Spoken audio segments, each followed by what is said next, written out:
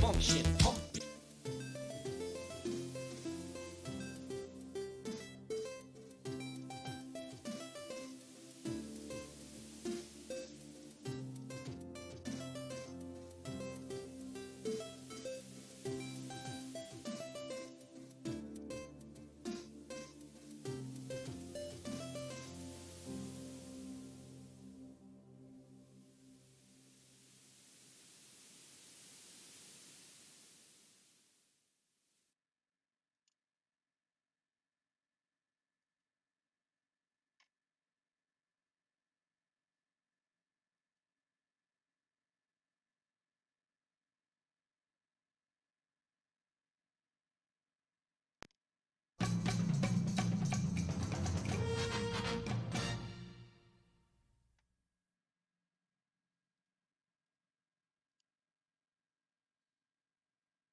Hello, everyone out there. Welcome to day 2. Don't you love it when people oversleep? I had my alarm. I had like 3 alarms slept, and I slept through all of them. That's kind of the negative part about Hackers on Planet Earth this year. Since I get to do it from the comfort of my own home, that means I actually get good rest, which means I basically will sleep through half of the day. Again, normally this is where we do introductions. I'm still going to do a quick introduction, and then we're going to go right into the stream because since I overslept, it's already going on as my co-founder runs behind me like an Abrams tank. Um, Hi, I'm Side Pocket. I'm one of the co-founders of DEFCON 201. That was my other co-founder, G.I. Jack. We're part of DEFCON 201. We're the uh, one of the many DEFCON groups throughout the United States, around the world. And can you close the door? Um, Thank you. And we are located in Jersey City, New Jersey. We normally meet every third Friday of the month, but because of COVID and the Gestapo going on by Donald Trump and everything, we have been live broadcasting our meetups. And because we've been live broadcasting, we've also decided to just like do shows about our hobbies to fill in the time while we're waiting for unemployment and trying to avoid nukes and survive New Jersey and things like that. So what we've been doing for Hope is we're going to do all the keynotes. We're going to live broadcast and comment on all the keynotes. We decided that today we'd start early because right now the EFF, the Electronic Frontier Foundation, is talking about the Electronic Frontier Alliance, which is a group that we're part of. Unfortunately, I overslept on this, so that's why we're doing this quick introduction. You're going to see me kind of walk away to get food and stuff, come back. I'm going to watch the thing. We're going to comment on that. Then we're going to comment on the keynote. Then we're going to look at Hope stuff, and it should be a lot of fun. So without further ado, let's check in what the EFF has to say. I wish we were on this panel. They didn't tell us about it. So next time.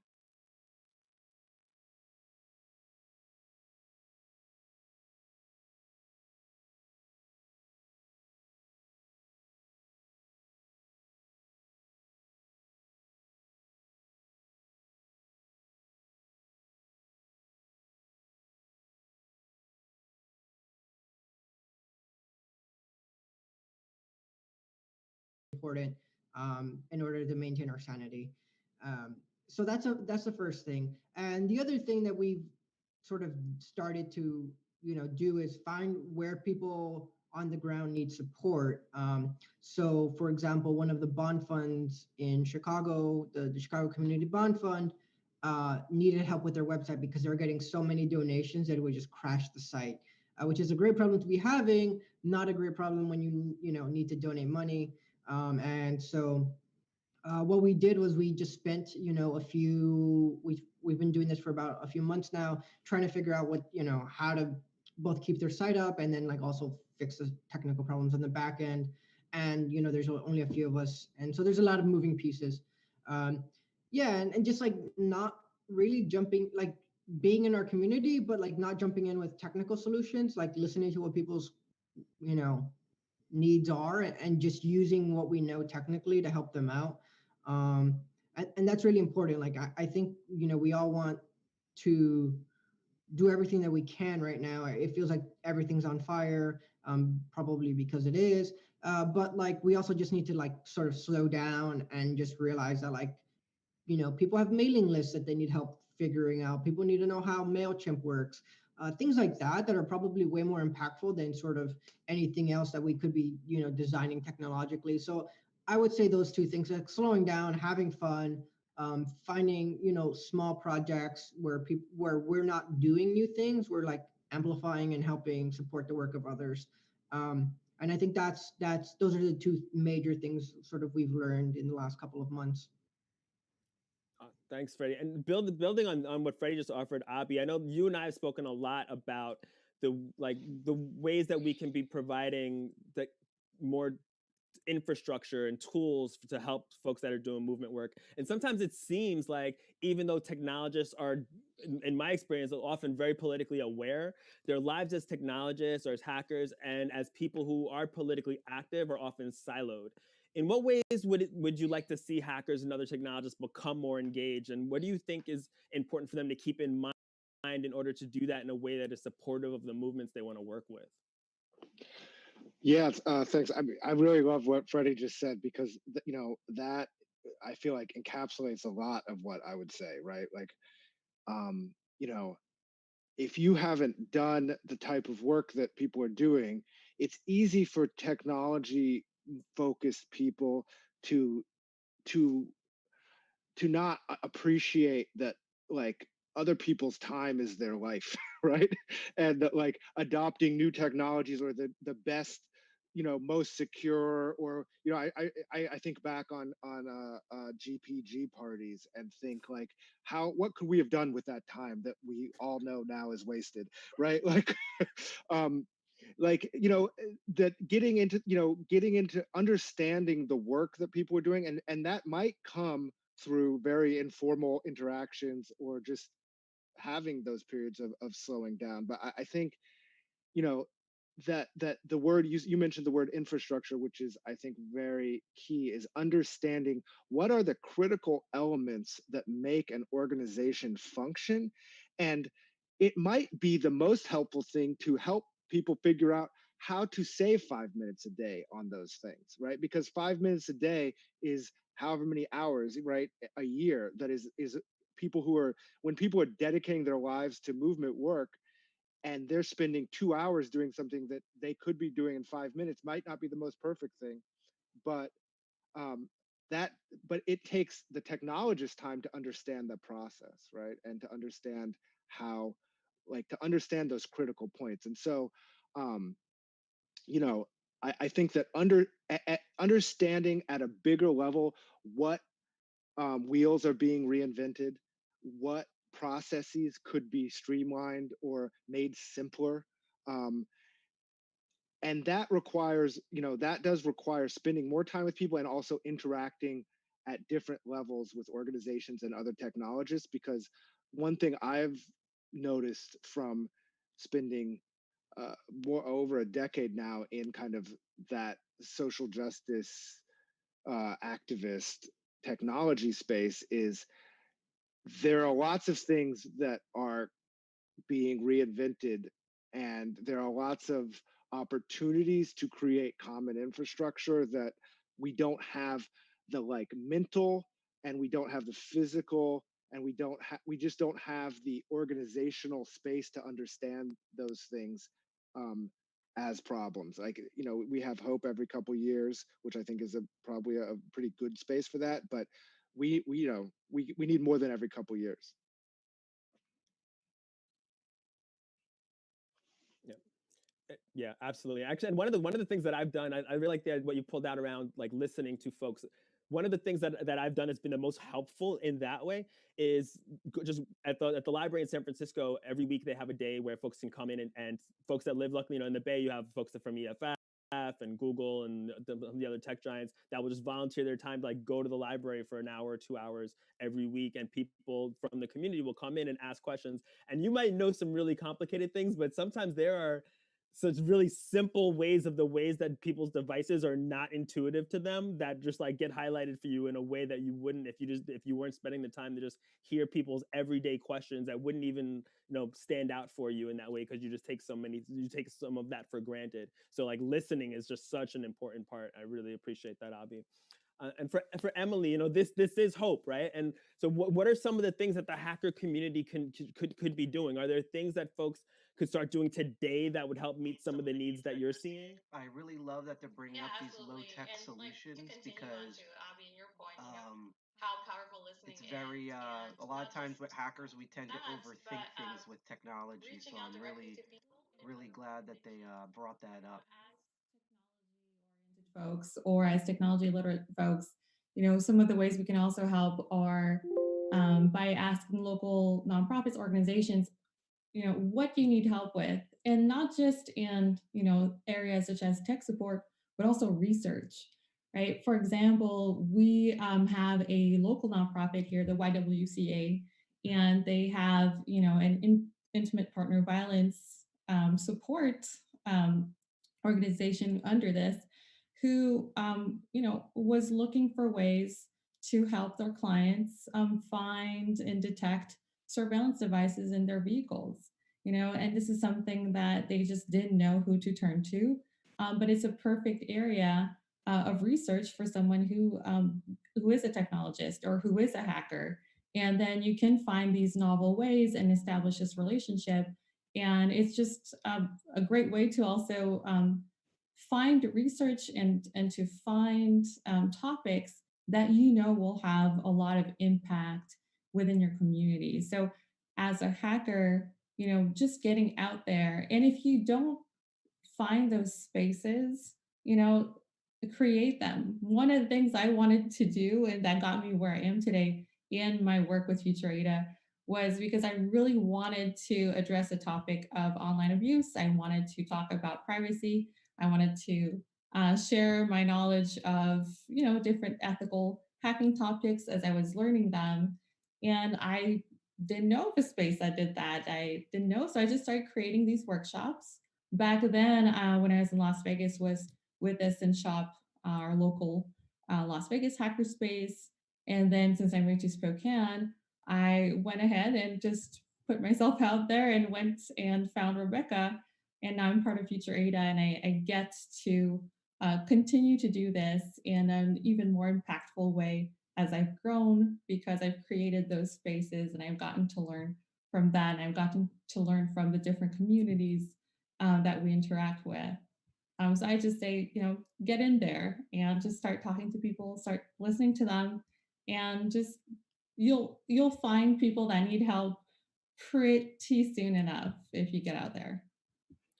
And I know Elliot, you just had a panel around stalkerware, and I know Emily from conversations that we've had that, and what you just shared also, that helping people navigate situations that come out of domestic abuse or other types of misogyny in our culture. And obviously this is an issue that's really at the really drives a lot of the work of my colleague Eva Galprin. And one of the reasons that we created the Security Education Companion was because we recognized that it wouldn't be responsible or sustainable for EFF to just jump into every community and think that we had the answers for and were the and understood the context of the problems that people were having, but rather it would make more sense to be able to give folks a resource that they could use in order to be better support systems for people that are in their communities. So especially like in situations when you're dealing with stalkerware, but also in some of the other situations that Freddie and Abby have mentioned already,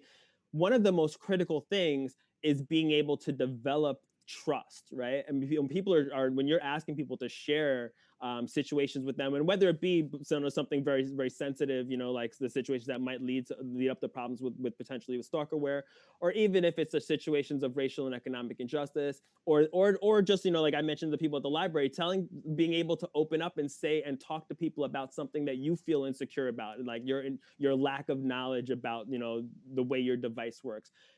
At the core of that, and being able to serve people, is being able to build trust, right? And so that people feel comfortable in sharing things that they might feel vulnerable about. I open this to the floor, but maybe if Emily, if you want to start off, and then if there's anyone that wants to jump in, what are some of the ways that you found that have been helpful in building that trust? Definitely, there's something to say with establishing your name, and there's some things that will take time. You can't rush sometimes building trust with certain organizations and with certain people. You just have to wait and do the work. But also with our clients, like we have something where on Saturdays we have open office hours, we call it, and we offer free help. It's one-on-one with an information security professional. And you can ask them really any question, help with whether it be anything from cyber stalking, online abuse, research. You want to know which AV vendor works for you and things of the sort. We're just there to address any question. And we take a client kind of centric approach to that. And in the sense that we want to make sure that we're not coming in and just telling everyone what to do. We are coming in listening to folks, and we want to make sure that we give them options. But at the end of the day, the choice is theirs, right? They get to pick. It's the power is in their hands to choose what they want to do with their technology. We're just providing them some information and some options.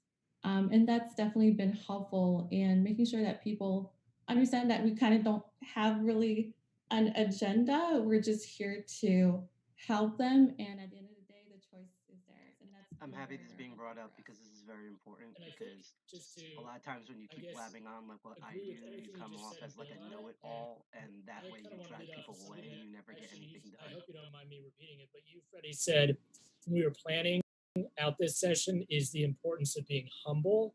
And I think that that's so important because the thing to realize is that in some, maybe not all cases, but in a lot of cases, when a person comes to an organization like any of ours around security, it's because they've already had an incident where their security has been violated. And that has already massively eroded whatever trust they might have had in strangers, in other people, in their intimate partners, in the police, all these different categories. So you're kind of starting the conversation on security in a place where there might be more of a lack of trust than just in the usual interaction. So I think it's like being humble and just showing that you can be there as an organization and be available to help for when people want to ask for it is so important because unfortunately the security thing is people don't usually get interested in security unless they've had a problem with somebody violating their trust. And so it's very important to understand kind of like the holistic mental state that people come in with, which is not usually just sort of an academic or technical interest. It's because something bad has happened to them. Yeah, I mean, and just to kind of, one thing that we often say in our group is that sometimes it's easier to train someone who's like more politically aware or has a better sense of how to interact as a person in technology than to take a technologist and, do the other way. So definitely like, I think it's important to just realize that like our skills are as technologists are replaceable. Like we've all learned the same stuff through different avenues. So humility and the other is really important. The other thing I want to say is that it's really important to be part of the community. Like we've talked about this a few times, part of the community that you're in. The reason that we have such deep networks with the current and emerging organizing groups that are happening in Chicago is because we've had I guess I have like a decade now of having been out with people, met people in the streets, and seen what they were talking about, see what they were doing. And to give you an example, a few maybe 2 months ago, someone was asking me about the surveillance airplanes that were flying around Washington D.C. and how that makes protesters feel. And I was able to talk about that a little bit, but also I'm telling the story about like having been tear gassed 2 days ago at the White House for no apparent reason. And I'm not suggesting that you go out and get tear gassed to have a story about surveillance, but what I'm saying is that this is like, you have to be a part of these communities and know what the lived experience is, in order, or at least empathetic to those lived experiences in order for people to have credibility in you. So like, usually the way that this works with groups is like they know me or they know LPL and they say, hey, we need help with X, Y, and Z tech thing. Can you help? And that trust has been built in already. But that's been years and almost a decade of building relationships with people. So it's almost automatic, but it wasn't like sort of emerge out of nowhere. Like now it's very organic. Now everyone just trusts each other inherently. But that relationship comes out of a long history. And so, yeah. Yeah, it sounds like you put in the work, and like I can't underscore the importance of humility enough. And so thanks for sharing that also. Avi, what are your thoughts? I'll just say real quick. I think what everyone said is good. I think, I would add in just kind of the concept of solidarity, that as a technologist, or even as a lawyer, or your job isn't necessarily to try to like preach your politics, or shove your politics onto other organizations, but I think that it's important to articulate and to find points of solidarity, and find points of agreement, and even articulate points of disagreement, and and to show up, right? And if you're not showing up, there's different ways of showing up also, right? That like you're not. I think that I think that it's important to be a full human, right? And that like part of that is humility, but part of that is also like, if you're, as a technologist, you're not going and telling people what they should think, but maybe you should tell people what you think in a different format or a different form, and invite them, right? Like build networks, build community, build solidarity. And I think that part of that is building our political analysis and sharing it. Thank you. And so I want to make sure we save time for folks that are joining us to be able to ask their questions. So I just want to go around like one, but right before we move into as like kind of a final question before we open up the floor for the people that are joining us. What is like the one thing that each of you would say is like the most key thing that you'd want to share with people who want to start doing this work? And also and if you could also incorporate that, like what is the best way that folks could get in touch if they wanted support, or if they wanted to support the groups that y'all are working with? What is the best way that they could go about trying to move that forward? So let's do another round the same way we did. So it'll be Emily, Elliot, Freddie, and Abby, and then we'll open up the floor. I invite people to look at their own unique experiences and to see what it is that they might be able to offer, whether that be as a perspective, whether that be, regarding knowledge, maybe they're just even resources.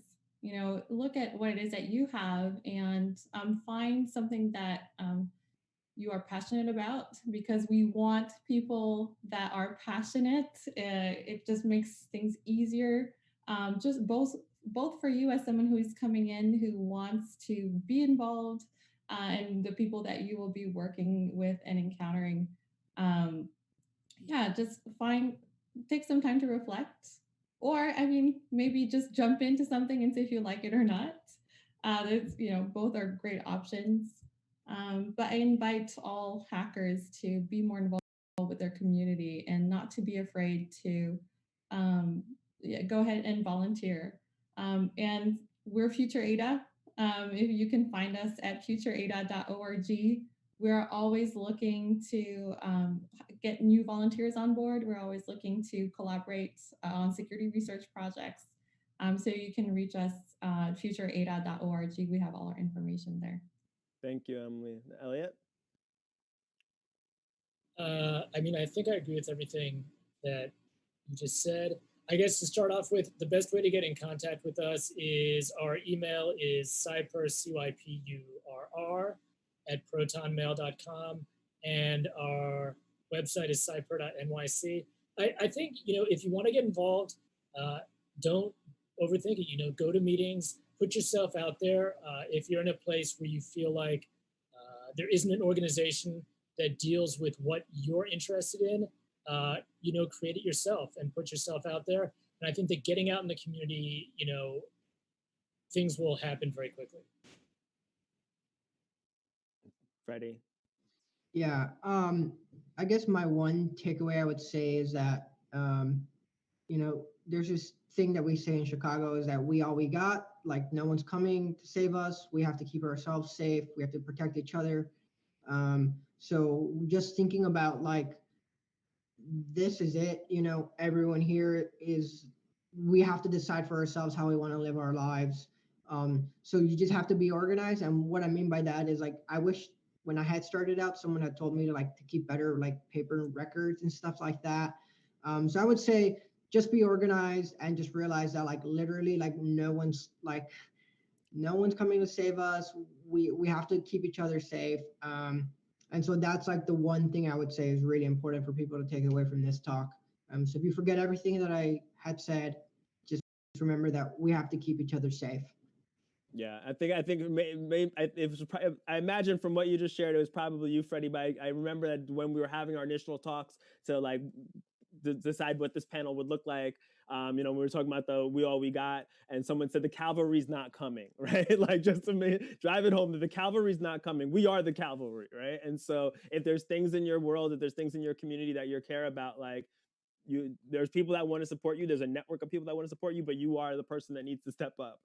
So we invite you to join us in that fight. And Abi, I guess I would prompt people to think about leveraging their power, right? I think that we all come to whatever we're doing with a lot of background and a lot of history, and I think that it's think about what assets you have, what networks you have, what connections you have, what you have that might be leveraged. Like you might be part of an organization that you never even thought about, that you could be most effective trying to change that organization or trying to use that existing organization to do the thing that you're trying to do now, right? Like expand your analysis and bring that with you as like as something as options, right? Because what we need is options, we need flexibility, we need power, and we need to think about ways of leveraging it. So I would say that expand your thought. thank you. Absolutely. And so we have a question from the audience, which is, what are the next goals for the EFA, and how does the EFF plan to evolve it? So I guess I'll step in for that one. And so the goals of the EFA are certainly to continue to make sure that we're lifting up the work that's happening on the local level in those community groups.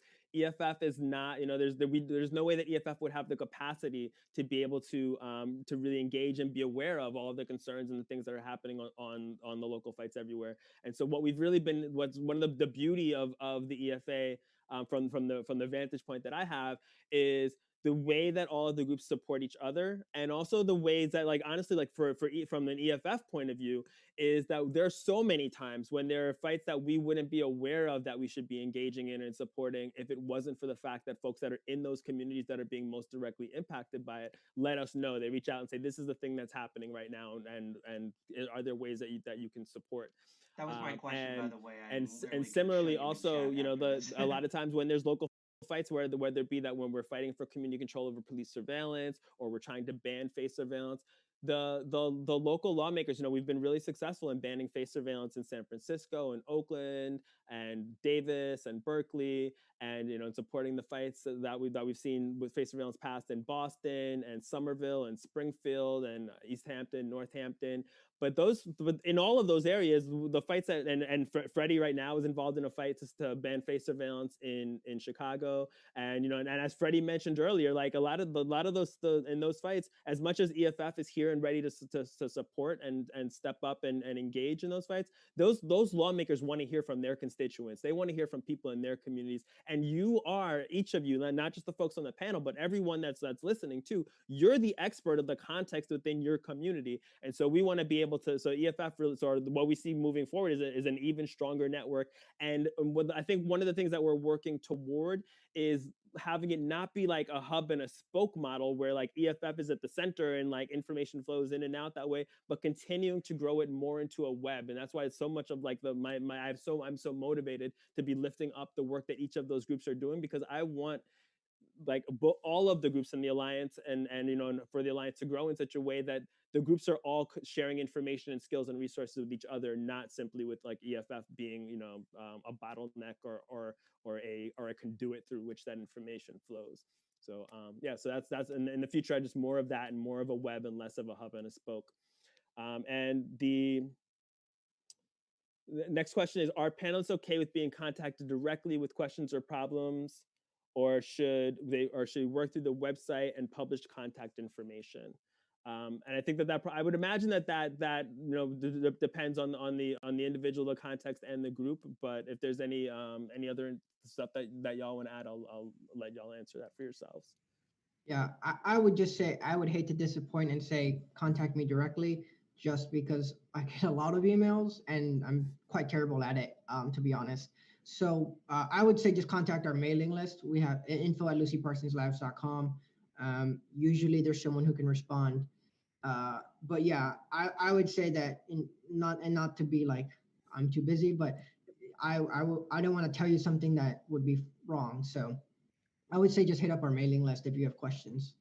Yeah, and I would also say, like, for folks to keep in mind, just that a lot of the folks in the Alliance, these are folks that are volunteering their time to support their community. So capacity, whereas it's easy for me to say, hey, email nash@EFF.org or email organizing@EFF.org, and you'll be able to get right in touch with me and the team at EFF. I spend over 40 hours a week. Like I have the privilege of being that I'm supported by the folks that are listening right now and everyone that supports EFF, and being able to put my work into this full time. But also recognizing that a lot of the folks that are doing this work in their communities are doing this in addition to full time employment and other activism and work that they're doing. So just being compassionate and understanding that is the context. Yeah, and a lot of people doing the work don't want to be public facing either. So I would say that I don't have a problem with getting in front of a camera, but a lot of people who are way more willing to help you or have more capacity just won't be in front of the screen. And that's actually a very important lesson about sort of organizing work. It's always the people behind the scenes who are really getting this shit done. So I would say definitely hit up like the mailing list, because more people will see it, and probably people who have more capacity and who are closer to the actual work. Absolutely. So we're coming. We've gotten our 2-minute warning. We're coming on the end of our time. I definitely want to leave the opportunity if there's anything that any of the panelists want to add before we close out. I also want to remind folks also that you can find out more about the Electronic Frontier Alliance by going to EFF.org/fight. That's the EFA page, and find out. And if you're part of a group in your community that wants to join, please do so. And so also I'm going to give an opportunity for anyone on the panelists to add anything, and also to recognize the last question that we have here, which is there any guidance on building community online when you can't meet in person? I think for that last question, just to very briefly say it, and I think that a couple of us have touched on it a lot already, is that I think in this new world where people can't meet on person, don't be having a social aspect to online meetings